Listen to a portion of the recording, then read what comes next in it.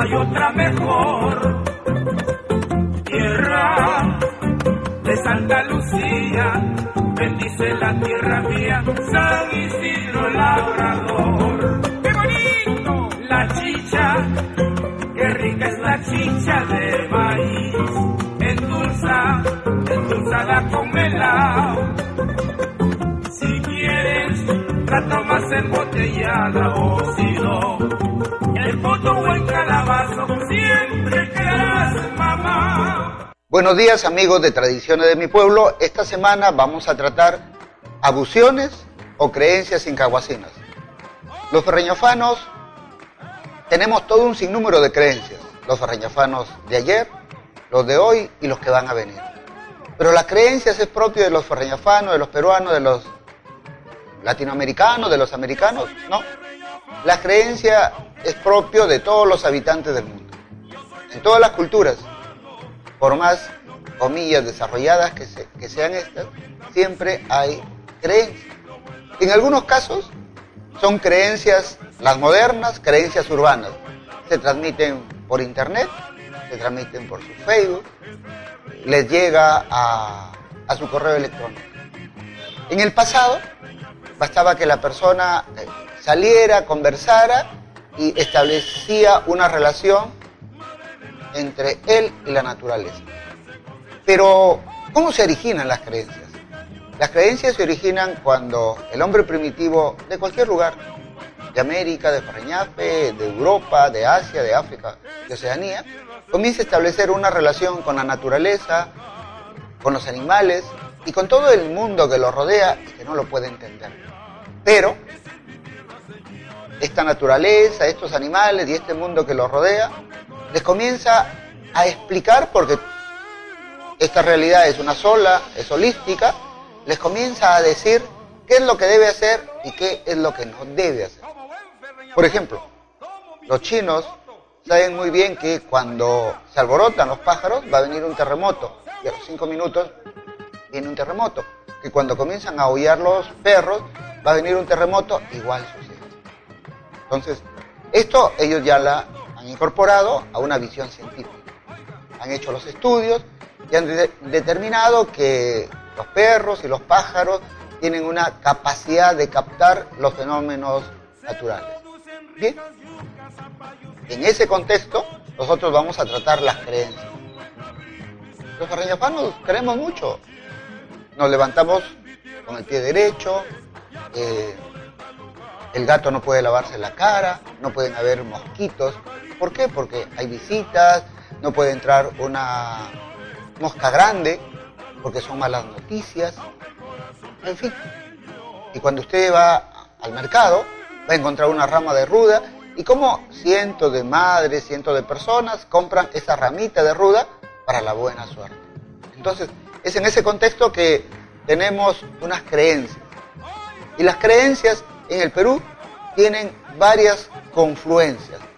La primera confluencia es una confluencia árabe. Los árabes invaden a España, se produce una mixtura cultural.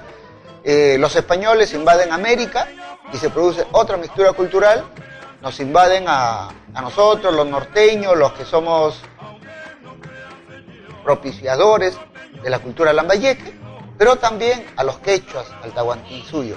Consecuencia de ello, las creencias se han ido reconstruyendo, reformulando, y hoy tenemos creencias modernas, primitivas en Incahuasi, en el campo de Ferreñafe y en Ferreñafe, y entre los jóvenes toda una serie de creencias urbanas.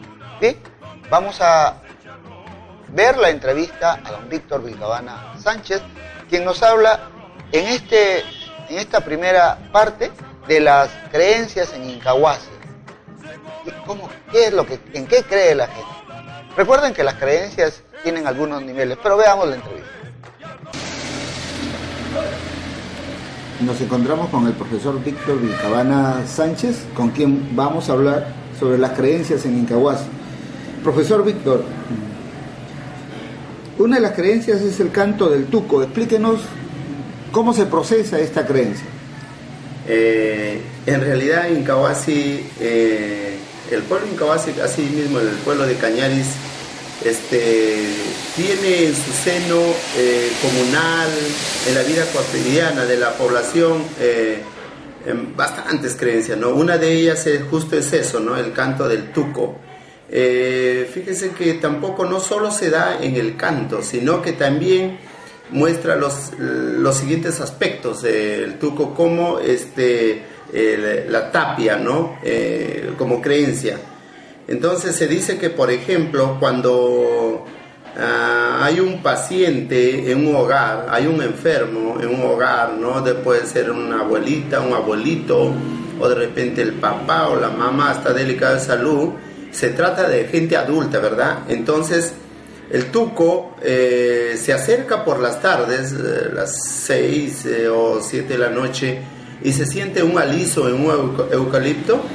Entonces empieza a hablar, ¿no? A hablar, pero así en voz ronca de adulto, ¿no? Habla como si conversase, ¿no? Entonces se dice de que alguien va a morir, y es una persona adulta, porque el tuco está con una voz ronca y hace una voz de hombre, o a veces se da el caso que es una voz de mujer, pero junto con eso también va el canto, ¿no? Dice tucú, tucú, ¿no? Sí, tucu, tucu, tucu, tucu, tucú, ¿no? Y hace una voz ronca como si empezase a hablar una persona en sí, ¿no? Repito, si es hombre, la persona hace la voz de hombre, ¿no? Ronco, hombre. Y si es una mujer, una voz ronca y mujer. Se dice que es de adulto, ¿no? El que va a morir. Y es así en esa familia. De hecho, ya está pensando, entonces mi familia va a morir, ¿no? Mi abuelito o mi papá va a morir, ¿no? De hecho, sucede el caso, ¿no? Y si es el caso que sea un niño, hace las veces de un niño. Fíjese que hace a veces el grito de un gato, ¿no? Entonces dice que cuando, por ejemplo, hace el ruido, el sonido hematopeico de un gato, el tuco, se dice que esa persona va a morir, pero embrujado, ¿no? Como gato empieza a cantar el tuco, y entonces dice, no, fíjate, va a morir mi familia, pero ha sido en brujería, porque el tuco me lo está diciendo, ¿no? Eso es. Hay veces, ese es en un hogar, hay veces se da en el camino, ¿no? Puede estar viajando el familiar, se va de visita de repente a algún familiar, y en el trayecto lo encuentra el tuco, y el tuco lo sigue, o sea, camina 10 minutos y el tuco lo sigue, va de árbol en árbol, de árbol en árbol, y va cantando, ¿no? O sea, tucú, tucú, ¿no? Entonces dice, uy, me está siguiendo el tuco, algún familiar mío, o el que lo voy a visitar posiblemente muera muy pronto, a pesar de que puede encontrarlo sano, alegre, y que puedan conversar y regresa, pero en muy corto tiempo esa persona va a fallecer. ¿Y el gavilán de pecho, cómo es la creencia? Ya, el gavilán de pecho, pues, más bien, ¿cuántos quisieran, no? De que se le presente siempre el gavilán de pecho, a pesar de que el gavilán es un animal, pues, carroñero, y que hay mucho peligro en los hogares por la crianza de los animales, ¿no? En este caso la gallina, ¿no? Su gallo, porque no hay el gavilán, como se dice, grande en Incahuasi o Cañari, ¿no? En las partes más altas quizás el gavilán grande, ¿no? El gavilán en este caso solo es pequeño, ¿no? Entonces se da el caso de que a pesar de que le gusta llevarse a la gallina, a los pollitos, al gallo, una persona puede estar caminando y se va a un propósito, de repente se va a visitar a un familiar, a un compadre, ¿no? Para realizar alguna actividad grande, ¿no? Con algún propósito, pero grande.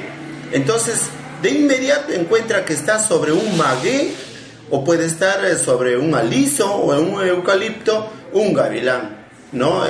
Y casi frente a frente. Si estuviera a un costado así, bueno, no es tanta importancia. Tiene que estar muy cerca al camino o al frente del camino por donde la persona va, ¿no?